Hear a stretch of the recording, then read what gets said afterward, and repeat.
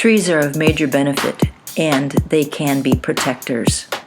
I'm a tree advocate, and I believe all trees create oxygen, sequester carbon, stabilize soils, create shade.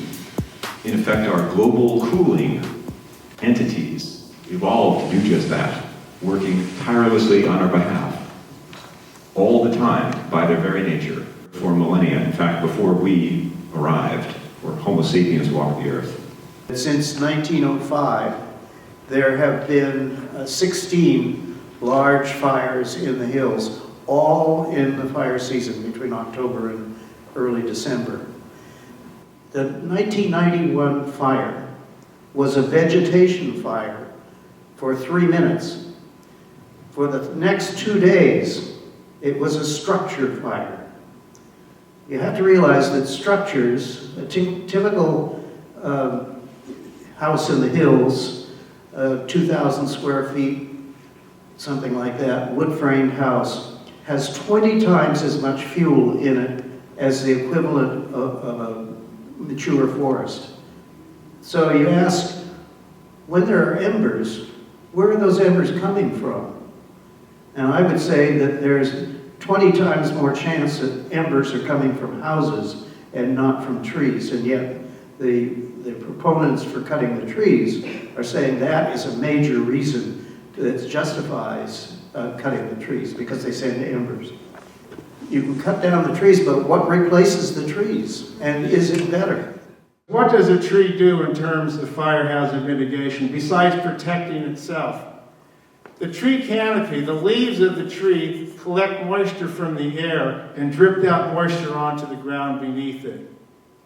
The canopy also provides shade for the grasses that are underneath the tree and whatever ground is underneath the tree, so the sun cannot beat down onto those grasses, onto whatever's below the tree, and evaporate the moisture that's been dripped down there. If the tree isn't there, these grasses lose their moisture by midday. And the National Fire Protection Agency says grasses are the most flammable natural vegetation there is. It's not conditioned on anything. There's no ifs, ands, or buts. Grasses are the most flammable natural vegetation there is. And by the way, when we talk about moisture, about 16 to 20 inches of moisture a year are collected by the trees in the East Bay Hills and dripped on the ground underneath. And the average annual rainfall in a non-drought year is 24 inches. So these trees almost double the amount of moisture that's dripped on the ground. And if they're eradicated, that moisture is not going to be there. And that's regardless of species. That includes eucalyptus trees. That was regardless of species, absolutely regardless of species.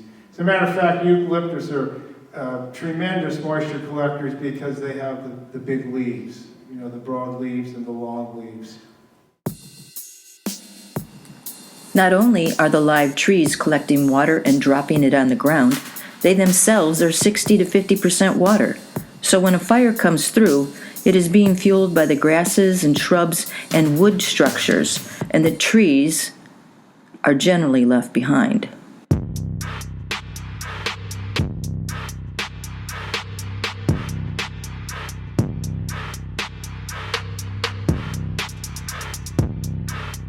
Here we notice the wooden structures are gone and the trees remain.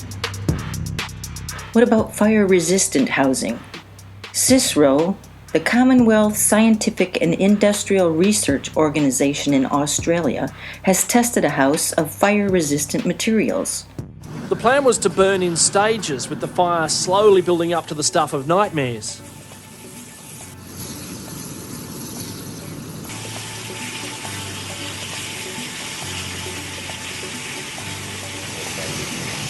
Five, 4, 3, 2, 1, go.